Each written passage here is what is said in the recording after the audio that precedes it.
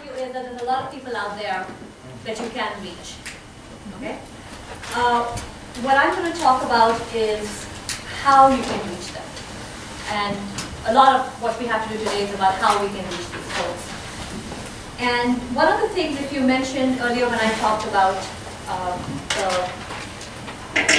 what the marketers learned, is they figured out that not all people do a particular action for the same reasons, right?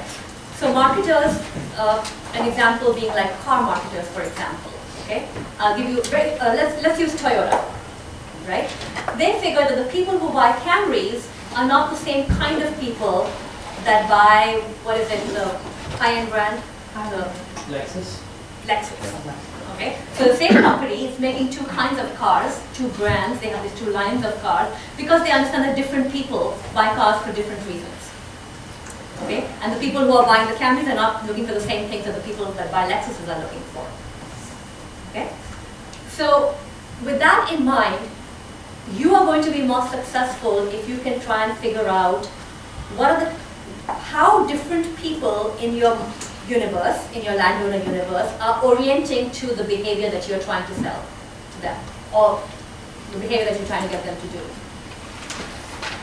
And what SFFI has done is to take a stab at that and to create a basic segmentation scheme that applies to many behaviors. It doesn't apply exactly to any behavior.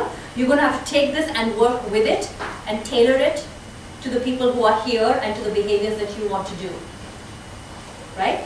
But this is sort of a basic way of thinking about segmentation that applies in a general way to a lot of landowners, okay?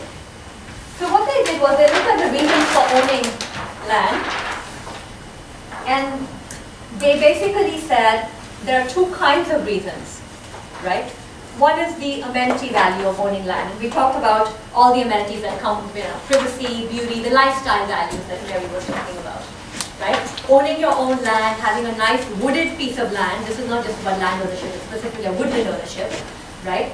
It has a it improves your quality of life in everyday ways. It gives you more privacy, it gives you a nice place to walk, it gives you, the views are beautiful, all those things. Okay, those are the amenity values. And then you have a financial value of owning land, right? And this is a sort of a more utilitarian approach to this. A lot of it has to do with timber, but also other uses you can make of the land. You think of it as sort of a working asset. Land as a working asset, much like you would think of farmland. Okay? So there are some people who are very high on the amenity value, but very low on the financial value. So when you say, why do you own land? They mostly own it for the amenities. They don't really think of it as a financial working asset. Okay? And we call those people the Woodland Retreat owners. And I'll tell you a little bit more about them in a bit. Okay? For them, their land is their little Woodland Retreat. Okay? And there's a lot more we know about them, and I'll get to that in a minute. Then there are certain people who own land for the amenities. They own their woods for their amenities, but they also want these woods to be productive. They want to get what they can out of it. They want to timber it when they can. They want to lease it out if they can. They want to do stuff with it. Okay? And those people are the working the land owners, as the name suggests. They want to work the land. They want to do it sustainably. They still are stewards, right? But they have a different approach to how they want to deal with their land. Then you have Then you have people who mostly own their woods for financial reasons. And a lot of these people actually in the south, when you talk about the plantations, they have these large tracts of land. Some of them have never even visited their land, so they don't really see any of the amenities, but it brings in income. It brings in a regular income.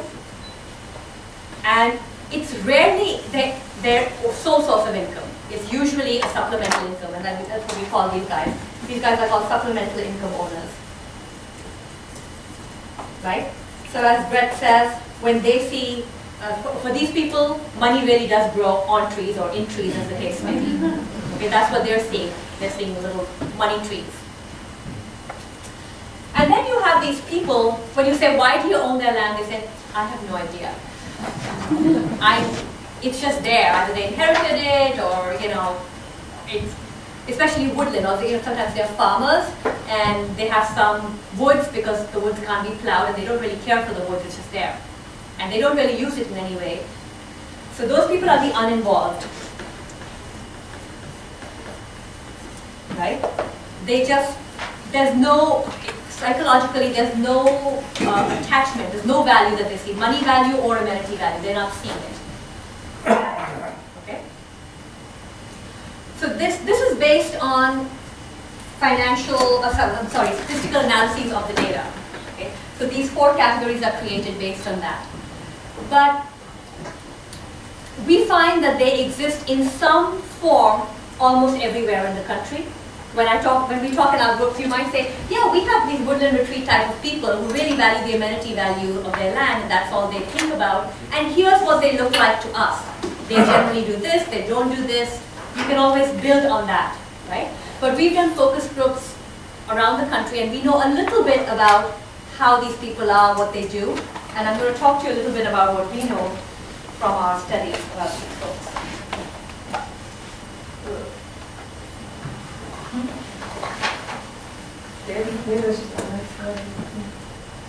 Okay.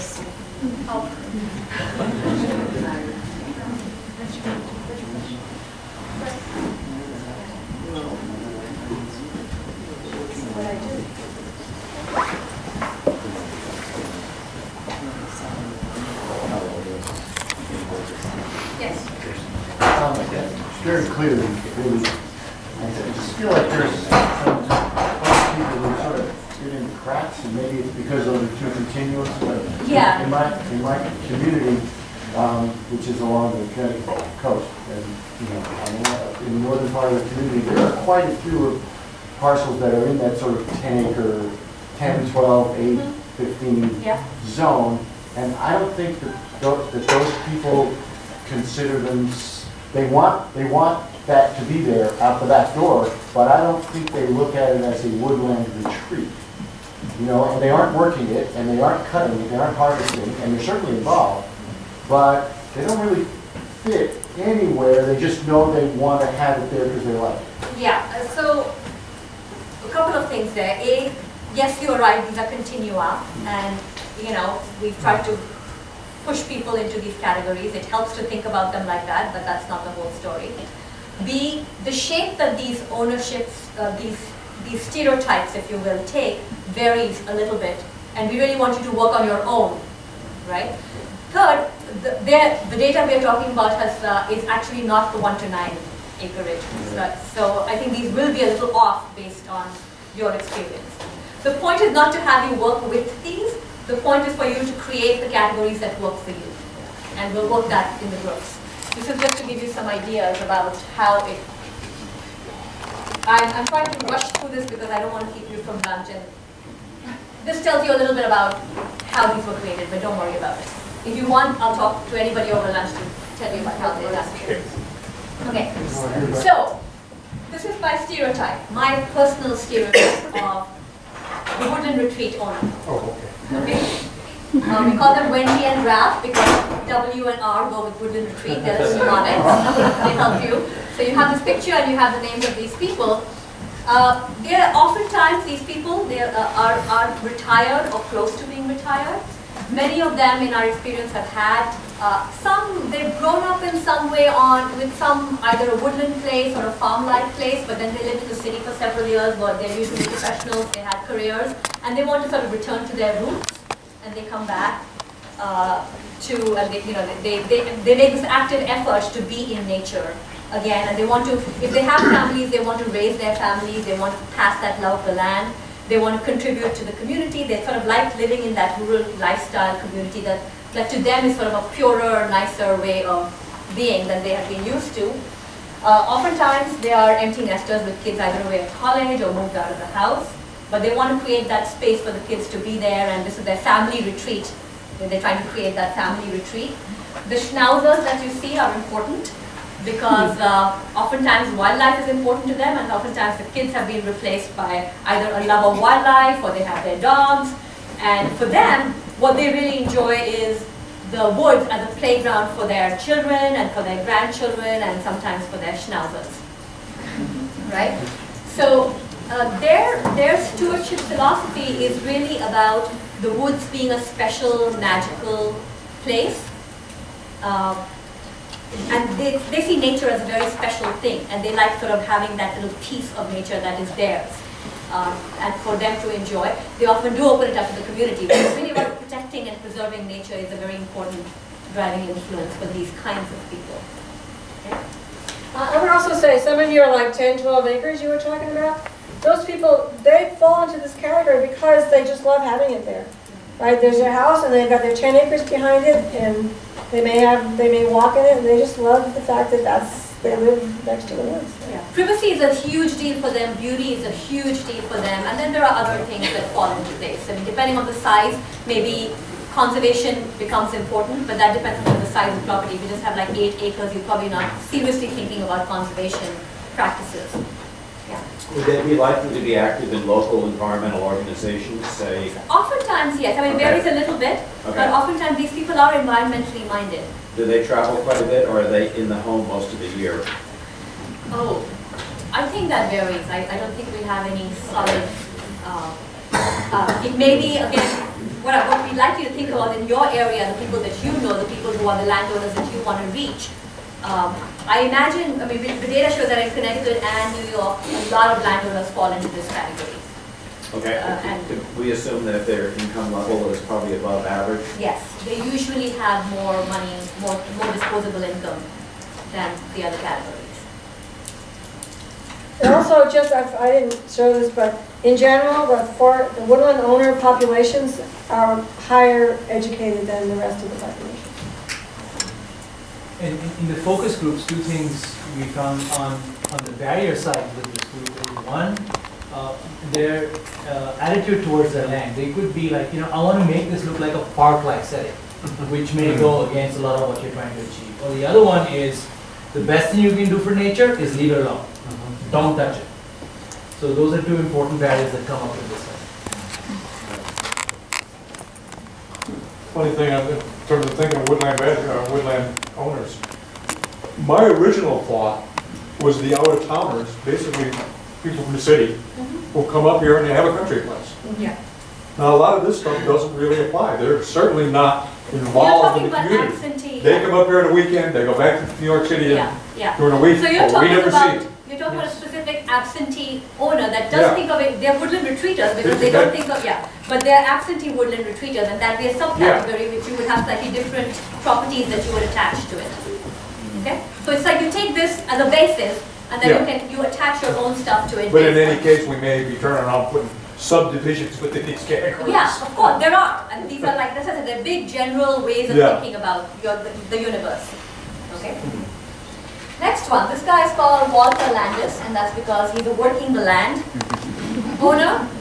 And these guys are sort of very crusty, outdoorsy people. Many of them have been either living in rural areas their most lives, or at least have very strong roots in rural areas, and they have a more earthy orientation to nature. They're more interested in productive use of nature, as I said over here, right?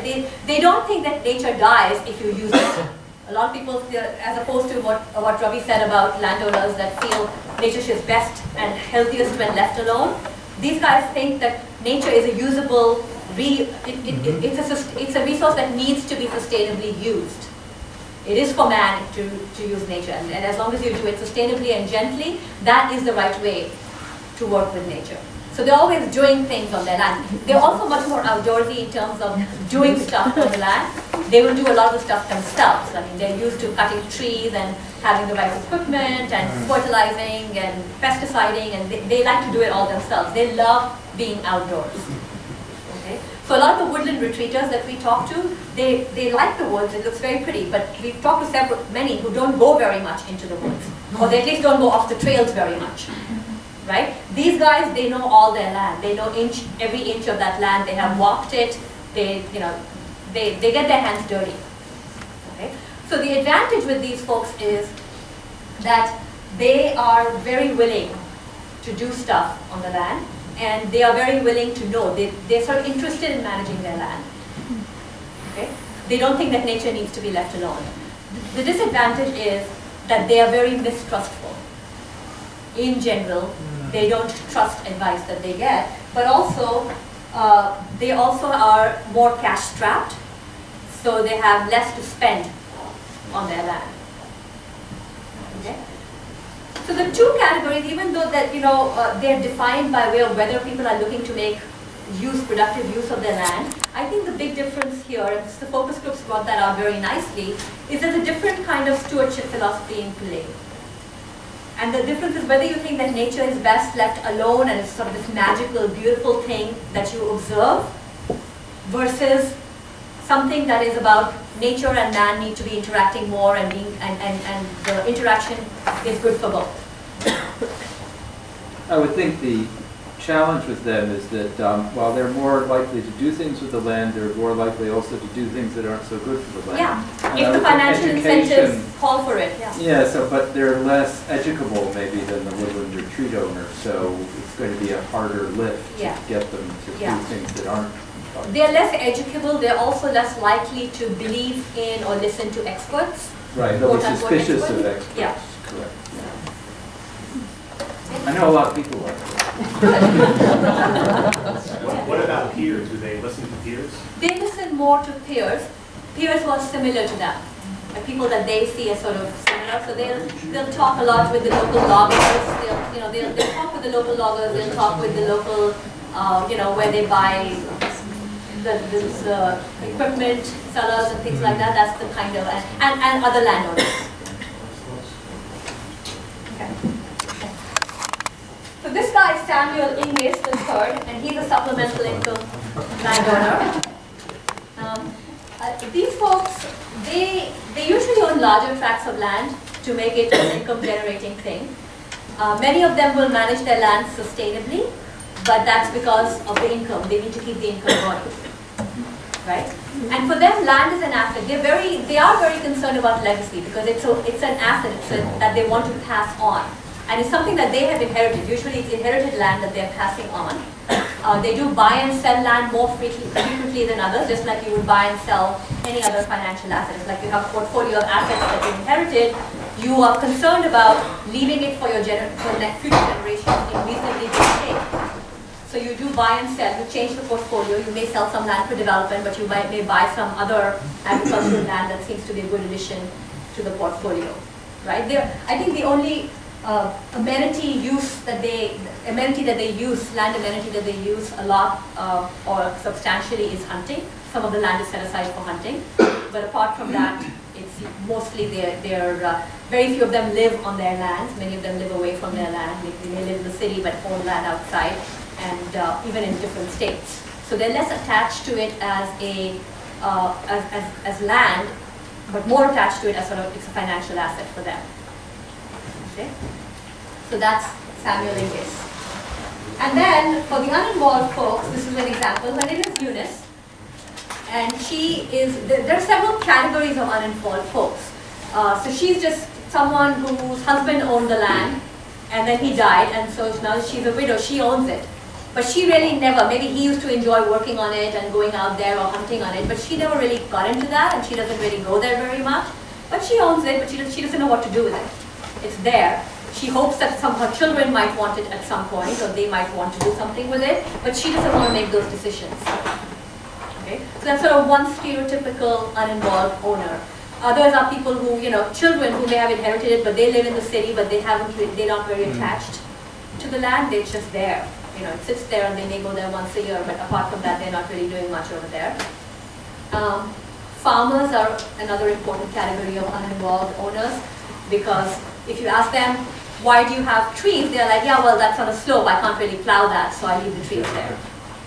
And some of them, actually, we've talked with farmers, some of them are working the landowners, and they see the benefits that the trees provide, that they hold the soil and so on and so forth. So some of them do, but some of them don't appreciate the trees, and they're just like, I'm not involved, I don't care about those trees, they're just there. If someone paid me for them, I'd be happy to sell them, but nobody's even offering to do that. So in New York, what the slide says is that about, as far as we can tell, about close to 60% of owners in New York are the Woodland Retreat types. Okay? And I think given where you are, in the area that you're working with, it's probably higher than that. Because this includes all of New York State. Okay? And these people own about 50% of the total wooded land in New York. So that's all under the Woodland Retreat owners. Working the land is smaller. It's about close to 20%, right? But these people own a little bit more, proportionately a little more land, because the working the land owners tend to have slightly larger plots of land than the Woodland Retreat owners. Okay? Supplemental income folks are even smaller. It's very, very small over here in this part of the country. Like I said, most of these are down south. And even these people tend to have larger holdings. Actually, I would have thought this would be even larger. And the uninvolved owners, it's 20%, but thankfully for you all, they actually own little smaller holdings and it's less of the land, proportionately. Okay? So the people know, these are probably people who own like small tracts of woodland. Connecticut, 60% of the woodland owner, the total woodland owners are Woodland Retreat owners. Okay? A smaller amount are working the land owners. This is smaller than in New York State. Even smaller supplemental income, but you have a relatively larger proportion of the uninvolved owners to deal with. Okay. So they're similar. The profiles seem to be a little similar, but there's the difference because in New York the working the lands were higher. My suspicion is again that given the area that you're working in, there shouldn't be too many differences in the states. I mean, when you combine, when you're talking about the whole state, then yeah, because of the upstate New York, things look a little bit different. But I think in your region there isn't that much difference between the Connecticut landowners and the New York State landowners. Yes. You were saying before about emotion being the one thing that would help nudge your perspective, your targeted audience towards that slope. And I'm wondering, do you have an opinion, or do you have evidence, or can you say which of these groups would be most likely to be nudged by a message that had a targeted emotional element to it? I mean, a good question. Yeah. I'm hesitant to generalize, but I will do so, provided you all take it with a big pinch of salt. When you think about, we found, again, in focus groups, that working the landowners are very driven by the idea of pride in being smart. They like to think of themselves as smart people, so if you can reinforce that, you're a smart dude, you're doing the right thing. They're very driven by getting the most value, and they might define value in terms of very environmental terms, right? But they're definitely the idea, you're a smart guy, you're really making the smart choice and getting good value for the effort or the money that you're putting into this. That's it. That's we see in the past an important driver, tends to be an important driver for these guys. The Woodland Retreat owners are the very basic wildlife environmental values are important for them. Sometimes the sense of place, that sense of pride and in place is also very important for them. Legacy is important for both, but it takes slightly different forms. Legacy as a working asset is the way that they think about, the working the landowners think about it like that. I'm going to be leaving future generations something that is providing them the option to use as they will. They like that. So they're actually they're less likely to do sort of permanent easements on their land, because they feel like land should be put to their best use to some extent, and future generations might have different uses for this land. On the other hand, they are attracted to money that comes from the conservation easement. And we've spoken to some of these working the land type folks in North Carolina that have actually put their wooded land and supported it with enough to generate income. So you have a working farm and a woodland attached to it, a rented farm and woodland attached to it. so that the income from the farm, so they're more practical about how they deal with this stuff, that the income from the farm can sustain the woodland in perpetuity. So that way they don't feel like they're tying their children's hands. Like, it's not like you're not leaving a financial burden to their children. So I guess I'm trying to be too specific. I think we should talk about this in the group, in the context of what you want to do. Everything that I say right now is way too generalized to be particularly helpful.